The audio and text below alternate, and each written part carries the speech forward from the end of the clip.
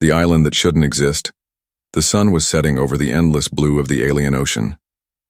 Captain Ryan Locke stood on the edge of his damaged shuttle, sweat dripping down his brow.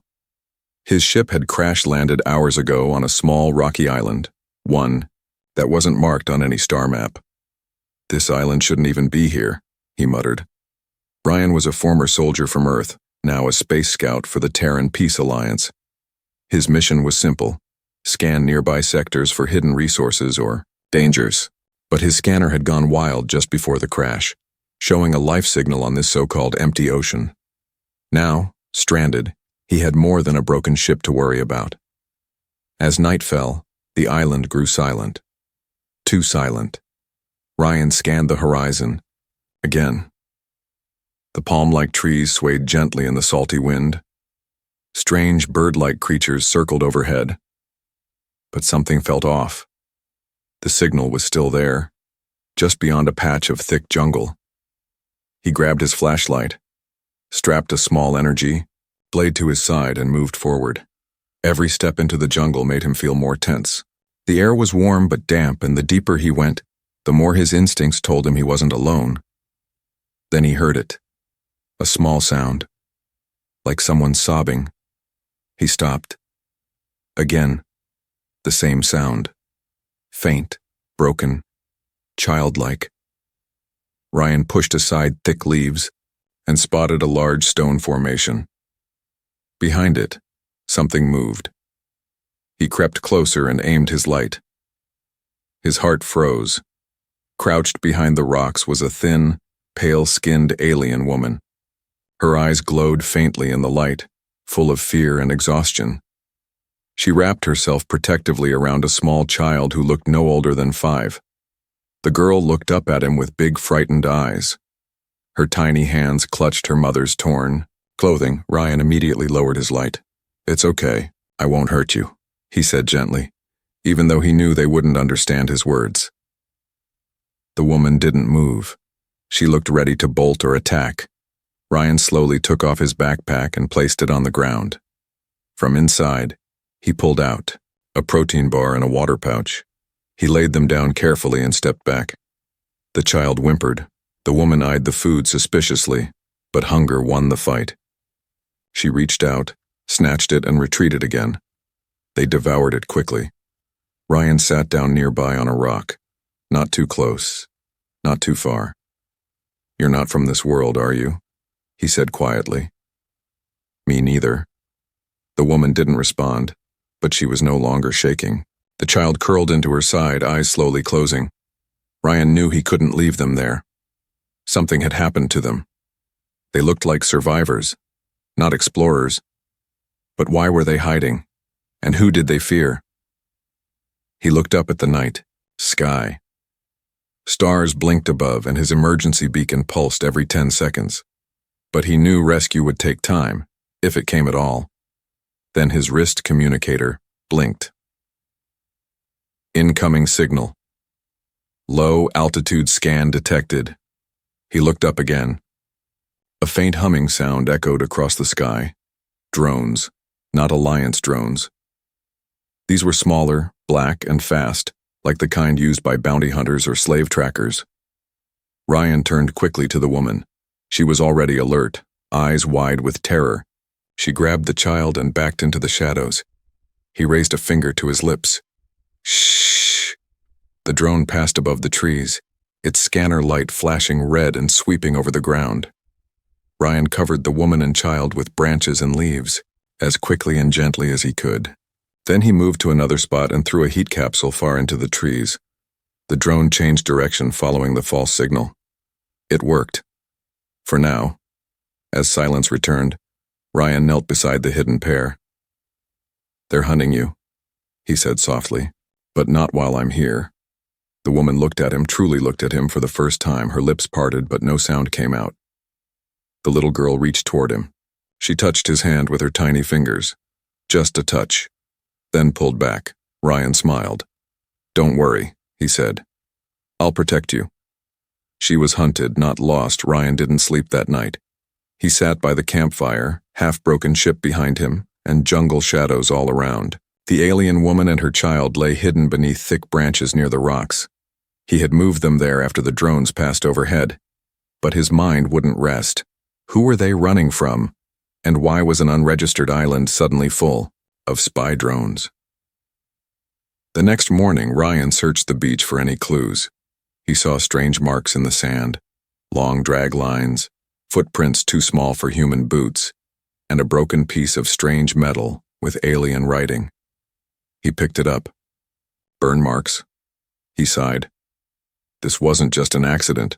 Someone dumped them here. Back at camp, he found the woman sitting up watching him. Her long silver hair fell over her shoulders, tangled and dusty. The child, Neri, he would later learn, clung to her mother's side, quiet but alert. Ryan knelt a few feet away and spoke softly. I don't know your language, but you're not safe here. And now, neither am I. The woman slowly pointed at the sky. Then she tapped her own chest, then the child's. And finally, she traced a shape in the dirt. It looked like a chain. Ryan understood enough. You were captured, she nodded slowly. Then she made a slicing motion across her neck and looked at him with tears in her glowing violet eyes. Ryan felt a chill. Whoever took them wasn't just capturing. They were killing. Were there others? He asked. She looked away. That told him everything. Only she and the girl had survived. He opened his backpack again, gave them more food, and took out a small data slate. It showed a map of nearby space lanes, planets, and patrol zones. He pointed to their current location. This place is uncharted. No patrols, no help. Then he pointed to his broken ship. I can't fly, but I can fight. The woman didn't understand his words, but she understood his tone. She reached over slowly and placed her hand on his chest. Then she whispered one word. Celaya. Ryan froze. Her name. He nodded. Celaya. She pointed to the little girl. Neri. Ryan smiled. Beautiful names. Then he tapped his own chest. Ryan. Celaya repeated it slowly. Ryan. It sounded soft and strange from her lips. But he liked it. Suddenly, a sharp beep came from his scanner. He grabbed it and looked at the screen. A red dot, moving fast toward the island. His heart pounded. Another ship. He stood up, scanned the sky, and saw a sleek black transport dropping into low orbit. It hovered, then released several dark capsules that shot down into the trees. Drop pods, damn it, he muttered. They're not drones, they're soldiers. Celaya grabbed Neri and stood behind Ryan. Her breathing quickened. She knew those shapes in the sky. She had seen them before, on the day her husband died. Ryan's mind raced. He couldn't defend the entire island, not with a half-broken blaster and 2 scared refugees. But he could delay them. He pulled Celaya behind a thick stone wall, then handed her a stun flare. He pointed to Neri, then the flare, then mimed running if danger came. Celaya understood. She nodded. Then Ryan slipped into the jungle, silent as a shadow. The invaders landed fast. They wore black armor with red visors, moving in squads, scanning the trees. One of them spoke loudly in an alien language. Ryan watched from above, hiding in the branches. He didn't know their words, but he understood one thing. They were here for Celaya and Neri, and they would kill anyone in their way. Ryan picked up a rock and threw it far to the left. It crashed through the brush.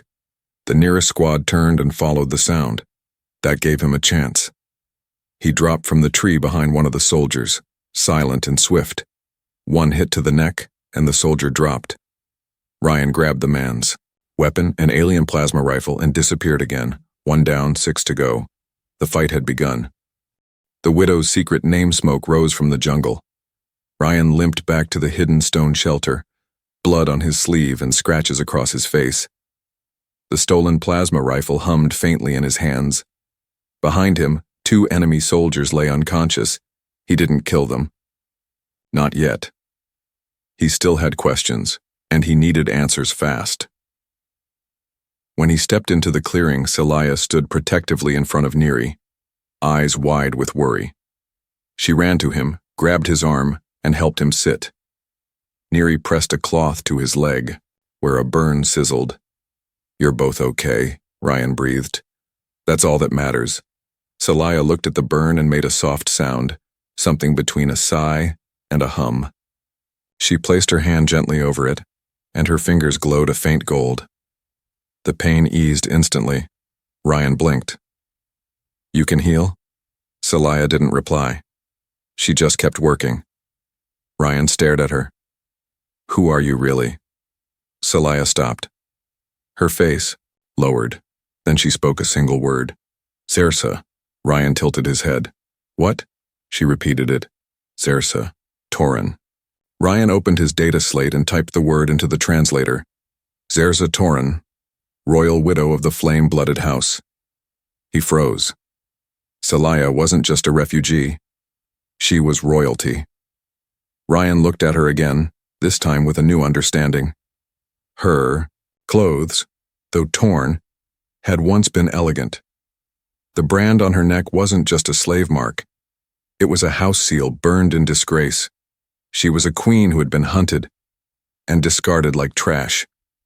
"I'm sorry," he whispered. Celaya slowly nodded, tears forming in her glowing eyes. She pointed at her chest. "Celaya, last Zersa." Then she placed her hand on Neri's head. "Kitana." Ryan didn't need a translator for that. "Your daughter. She's the last of your bloodline." Celaya closed her eyes and nodded once. Ryan stood up slowly. His voice was firm. "Then that makes her the most valuable target in this galaxy." Suddenly, the air around them changed. A strange pulse hit his wrist communicator, then static. Someone was jamming his signal. No. He tapped buttons. "They're trying to block our rescue beacon." Celaya stood, grabbing Neri's hand. Ryan clenched his jaw. "We have to leave this place tonight." He guided them back to the half-broken shuttle and opened the emergency supply crate. Inside were old parts, fusion batteries, and one working, stealth cloak field. He could hide one person for a few minutes, not three. He looked at Celaya and Neri. "You go first." But Celaya shook her head. She pushed the device back into his hand and said something soft, shaking her head. Ryan pulled out his translator. "I lost my husband. I will not lose myself by hiding behind a human." He smirked. "That's a stubborn, royal answer." Neri tugged at Ryan's sleeve. She held a small pendant, a shining metal piece shaped like a bird with outstretched wings. She pressed it into his palm and said, "Kalen." The translator gave the word meaning.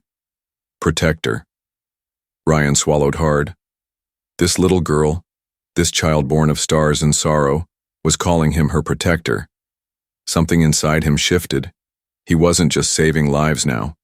He was defending the last of a forgotten empire. The sound of rustling leaves interrupted the moment. Ryan motioned for silence and pulled them behind the rocks again. A new squad of hunters was approaching, led by a taller figure in armor trimmed with gold. This one looked different, smarter, meaner. Ryan narrowed his eyes. "They've sent a commander." Celaya's hand tightened around Neri's. Ryan whispered, "This island is no longer a place to hide." He looked at the pendant in his hand, then at the alien widow beside him. "I swear," he said quietly, "as long as I breathe, I will protect both of you." Celaya looked at him, her expression softening. Then, without fear, she placed her hand on his, not as a queen, not as a widow, but as someone who finally believed she wasn't alone anymore. Guardianship by blood and fire. The jungle burned. Flames lit the night sky as smoke twisted into the stars. Ryan ran through the trees with Celaya holding Neri close, her silver hair glowing red in the firelight. Behind them, plasma blasts exploded through the leaves. Shouts and war cries echoed like thunder. The hunters had found them, and they had come with fire.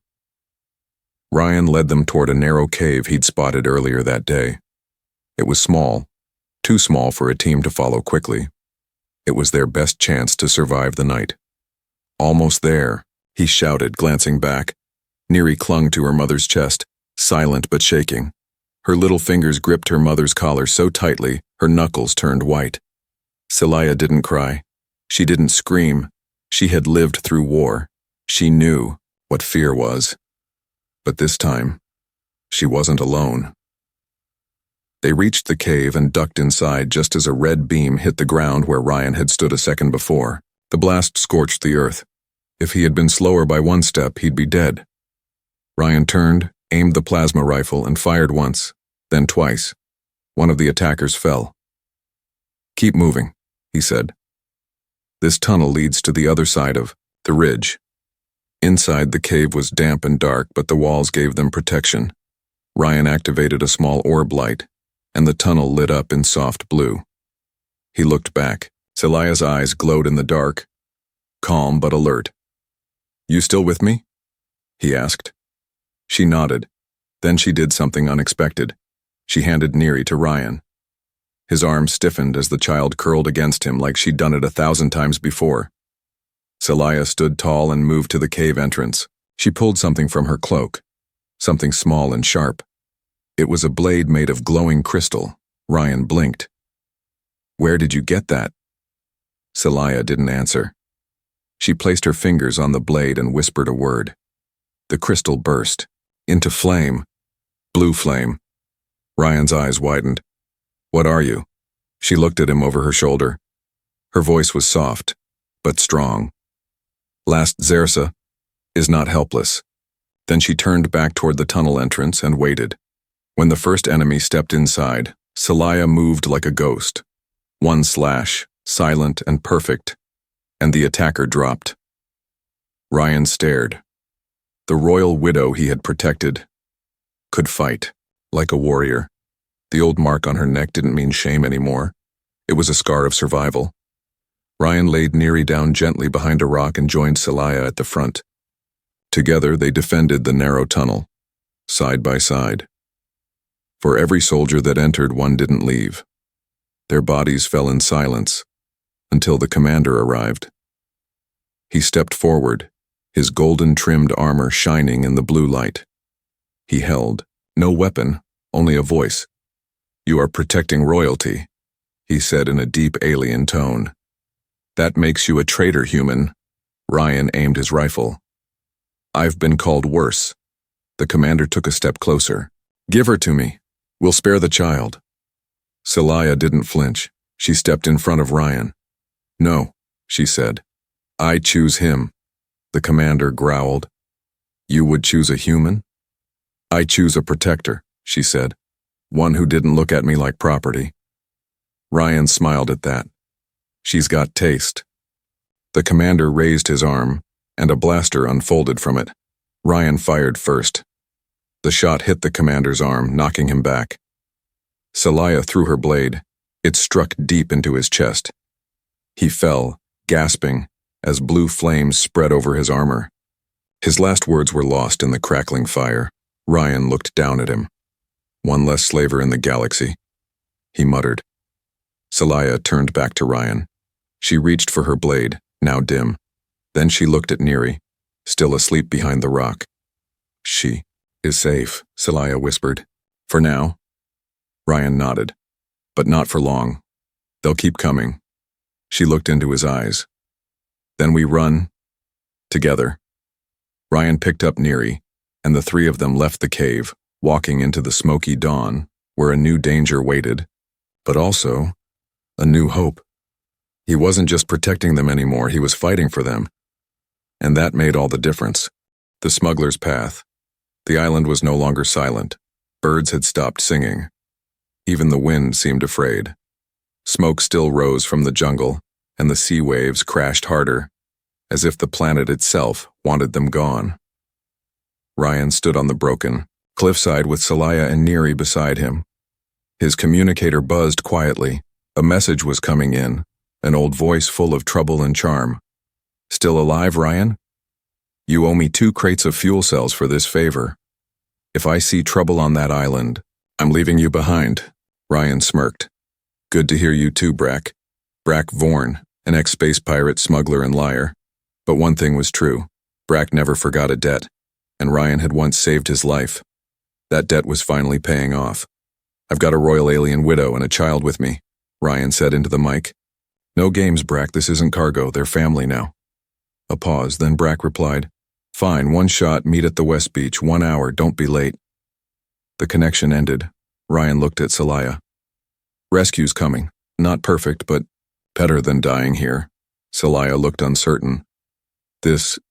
Brack. He is safe? Ryan gave her a small, honest smile. No. But I trust him more than the hunters chasing us. They moved fast through the jungle. Neri walked now, holding Ryan's hand with tiny fingers. Every step was quiet, her eyes watching everything.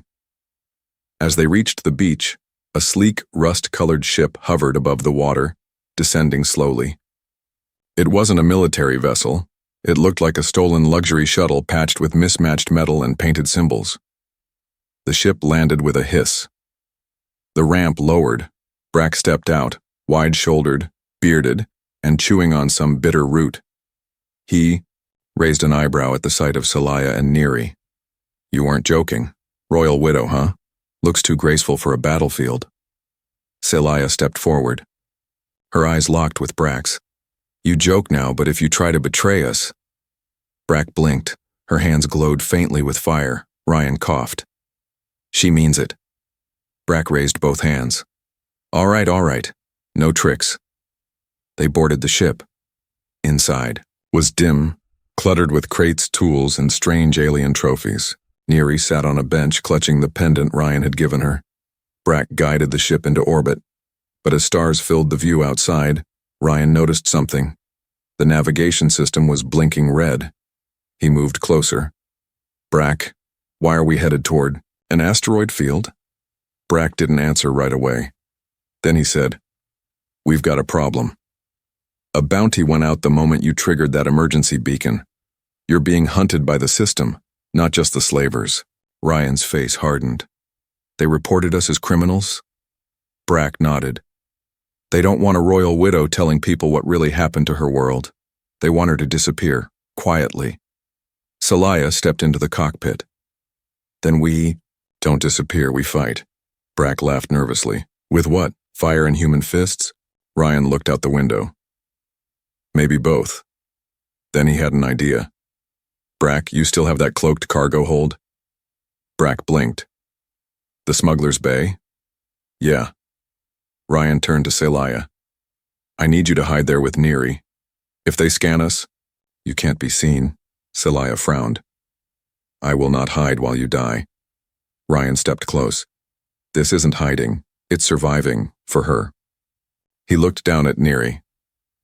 The child said nothing, but she reached into her pocket and pulled out a small drawing, made from burned wood on cloth. It was a picture of 3 stick figures, a tall man, a woman with glowing eyes, and a small girl with coal. Stars in her hands, she gave it to Ryan. You, she whispered. Ryan's voice caught in his throat. Yeah, me. He folded the drawing and placed it over his heart. Then he turned to Brack. Get us through that field. After that, we find someone who will listen. Someone who still believes in justice. Brack sighed. You're lucky I like crazy people. Oh. Engines roared. Stars turned. And as the ship vanished into deep space, Ryan knew something had changed. He wasn't running anymore. He was protecting his family, with every breath, every bullet, and every ounce of human spirit he had left. Fire in the sky. Fire in the heart. The stars were not quiet anymore. Brack's ship shook violently as plasma beams lit the space outside like lightning. Enemy ships, small, fast, and shaped like hunting birds, chased them through the asteroid field. Ryan held onto the control rail as the ship tilted hard. They're still on us, Brack gritted his teeth. I noticed. Celaya and Neri were hidden deep in the smuggler's bay, surrounded by shielding plates and old cloaking tech. The compartment was quiet, dark, and airtight. But even inside, Celaya could feel it. Every blast, every sudden drop. Neri pressed her face into her mother's shoulder. Is he okay? Celaya closed her eyes and whispered something in her alien tongue. A word that meant both hope and fear. Above, Ryan strapped himself into the co-pilot seat. "We're not going to outrun them," he said. "They're military grade. Interceptors." Brack snapped. "You want to fly? Be my guest." Ryan's fingers moved quickly across the controls. He activated the old plasma mines Brack had once used to ambush cargo freighters. He launched them behind the ship, then spun hard between two giant asteroids. The first enemy ship hit the mine. Boom! The explosion shook the cabin. "One down," Ryan muttered. Brack grinned. "Now you're thinking like a pirate." But the joy didn't last. The lead hunter ship was locking weapons. "Shields are falling!" Brack shouted. "We need to lose them! Now!" Ryan scanned the map. There was only one option. "Fly straight into that gas cloud," he ordered. Brack looked at it. "That's a charged nebula. It'll fry the systems. Only if we stay inside too long. Just get us in and I'll handle the rest." Brack hesitated, then punched the engines. As they entered the glowing gas cloud, static filled the controls. Sparks flew, lights dimmed. The enemy ships paused outside the cloud, unsure. "Now," Ryan said, grabbing the manual override panel. "Kill the engine, go dark." Brack stared at him. "You're insane." Ryan smiled. "It's a human thing." The ship went silent. They floated in the storm, hidden in electric mist. Outside, the hunters circled, scanning. Inside, Ryan stood in the flickering light. He felt the hum of the nebula and the silence of choices. He opened the smuggler bay. Celaya and Neri blinked at the sudden light. Ryan dropped to one knee. "You have to go," he said softly. "Now." Celaya frowned. "Go? Where?" Ryan held up a memory crystal, one encoded, with the location of a safe human colony beyond this sector. "Brack has a pod. It's small, fast, and cloaked. He'll launch you while they chase us." Celaya stepped back. "No." "You'll die if you stay," Ryan said. "And she—" He looked at Neri, who was watching him with wide eyes. "She deserves more than hiding forever." Celaya clenched her fists. Her voice trembled. "You will not survive." Ryan smiled, but his eyes were full of pain. "I already did more than I thought I ever could. I protected someone again. I felt human again." Neri walked up to him, reached into her pocket, and pulled out a small, broken piece of metal. It was the pendant. She had snapped it in two. She gave one half to Ryan. "One for you." "One for me," she said. Ryan took it, holding back his emotions. "I'll find you," he promised. Celaya touched his hand. "You better." Then she leaned close, and for the first time touched her forehead to his, a gesture of deep trust in her culture, a gesture of bond. Minutes later, Brack launched the pod. Ryan returned to the cockpit. Enemy ships had entered the cloud now, searching blindly. Brack looked at Ryan. "Ready to make some noise?" Ryan smiled. "Let's show them what a cornered human can do." He hit the engines. The ship roared out of the cloud, glowing, wounded, but alive. The enemy ships followed. Ryan turned the ship toward a dead moon nearby. "We'll lead them. There. Make them think she's still with us." Brack laughed. "You've gone full hero." Ryan replied quietly, "No, just a guardian." Far away, inside the small escape pod, Neri watched the stars pass by. She held her half of the pendant to her chest. Celaya sat beside her, hand resting gently on the child's head. Tears slipped down her cheek, not just of sadness, but of respect, for the man who stayed behind, the man who burned with fire, in the sky, and in the heart. From strangers to family 3 weeks later, the planet was green. Birdsong filled the air. Small rivers sparkled like silver threads through the grasslands. Windmills turned slowly beside domes of glass and metal. This was New Terra 9, a hidden, human colony far beyond war and borders. It was quiet, safe, and it was here, on the edge of a peaceful orchard, that Neri ran through the fields, laughing. Her silver-white hair flowed behind her. In her tiny hands, she held 2 metal halves of a broken pendant, worn on strings like necklaces, one around her own neck, one she never let go of.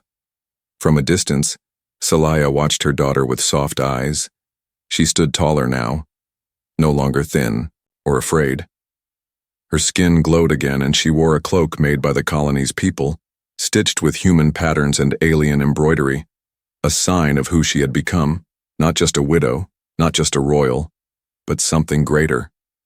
A survivor, a mother, and a loved one. She placed her hand on her chest. She could still feel the warmth of that last moment, the way Ryan had looked at her before the pod launched. He hadn't promised forever. He'd only promised to protect, and that had changed her entire life. That evening, as Neri slept beside her, a knock came at the door of the small homestead.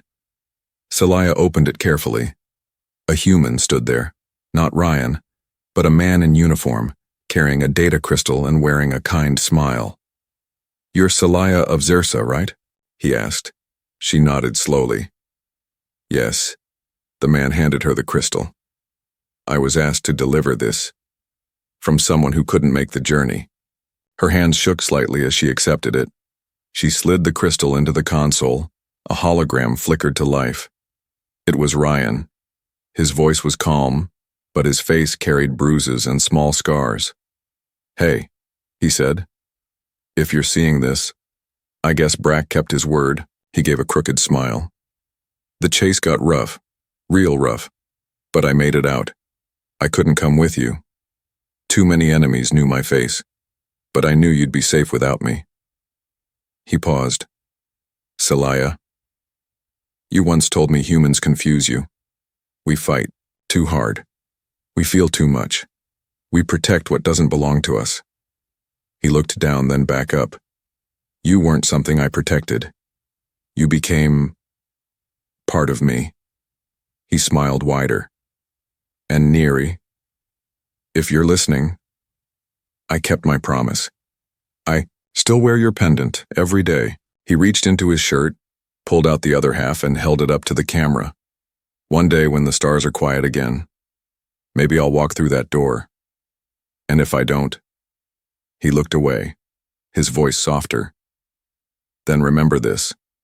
Humans don't need blood to be family. We choose it.